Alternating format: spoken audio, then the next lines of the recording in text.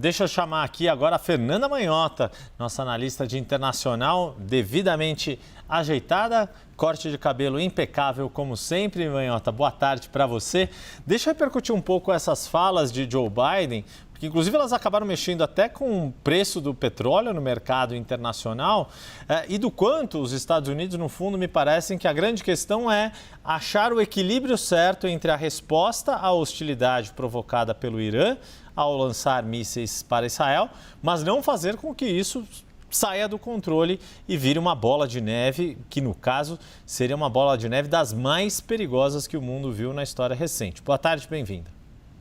Oi, Yuri, boa tarde. É exatamente isso que você acabou de descrever, Yuri. Os Estados Unidos com Biden e, em geral, né, do ponto de vista da tradição diplomática, tem nesse momento tentado reafirmar uma parceria estratégica importante. Os Estados Unidos veem em Israel não só, né, um país cujos laços, até do ponto de vista demográfico, remontam aí a uma história de imigração muito importante. Existem os lobbies israelenses nos Estados Unidos que são poderosos, exercem influência e tudo isso, mas para além dessa dimensão, a gente está falando de uma parte do planeta em que a presença americana junto a Israel garante aos Estados Unidos acesso e vantagem geopolítica em vários níveis. Então, é uma parceria importante que os americanos, sem dúvida, querem preservar.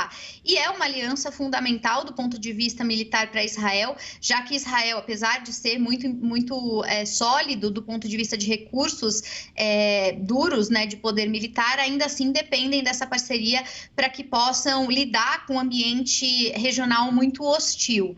Do ponto de vista americano de Biden em particular, como você bem colocou, o desafio é acertar na dosimetria dessa resposta, quer dizer, reafirmar a aliança, garantir que o Irã tenha o controle, né, assegurado, porque afinal de contas a gente está falando de um país poderoso que tem os Estados Unidos como inimigo. Os americanos querem reafirmar poder, querem evitar que o Irã ascenda ainda mais na região e tenha uma capacidade de fazer ainda mais aliados, sobretudo em grupos paramilitares nessa parte do mundo, mas tem que administrar questões domésticas ligadas também aos interesses do mundo árabe, daqueles que internamente defendem, né, o mundo árabe nos Estados Unidos no contexto eleitoral, e claro, tem que preservar do ponto de vista da economia também os efeitos colaterais que isso gera.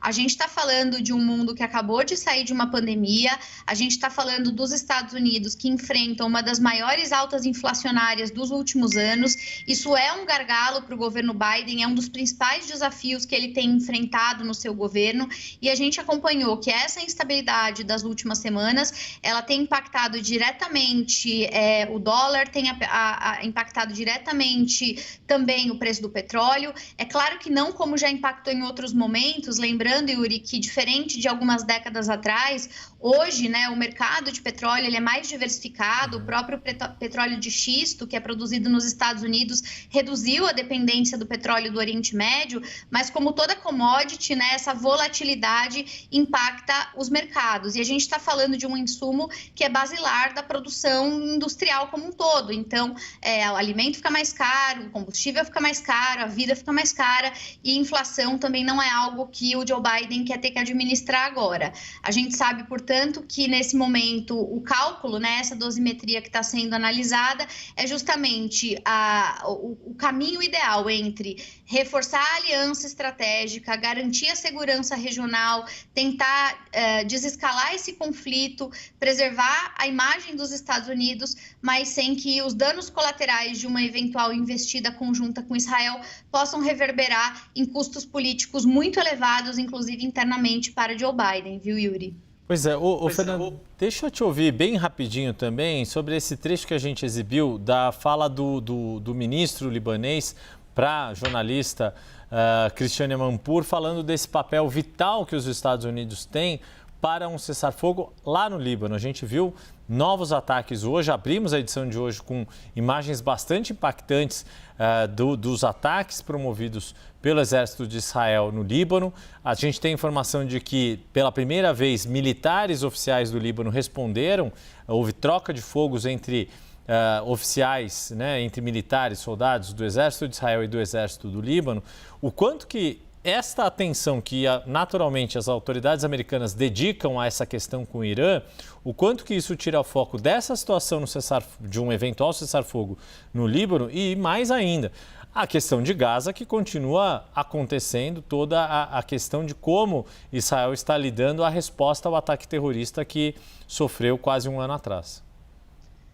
Pois é, Yuri, eu tenho a impressão, a sensação, acompanhando essas últimas manifestações das autoridades americanas, que embora os Estados Unidos sejam de fato um ator importante, um ator que poderia reunir capacidade de interlocução na região, essa é uma realidade que vai se tornando cada vez menos provável no cenário que a gente tem diante dos nossos olhos, né? Isso porque o conflito está em processo de escalada. Hoje ele não é mais só sobre Gaza ou sobre o sul do Líbano, nem é só sobre os Estados Unidos ou Israel versus grupos paramilitares, como você acabou de dizer. Agora o conflito não é mais só Israel contra Hezbollah, agora também é Israel contra forças do país Líbano. Isso faz diferença do ponto de vista geopolítico e, portanto, né, como uma decorrência, a gente tem não só novos interesses e novos atores que vão sendo sobrepostos e vão tornando esse cálculo de nuances ainda mais complicado, como também a questão de construir confiança, de construir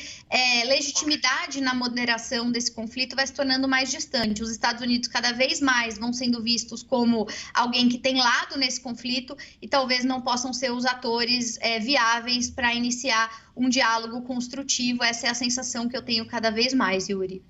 Fernanda Manhota vai seguir com a gente nesta edição do CNN 360. A gente volta a conversar já já.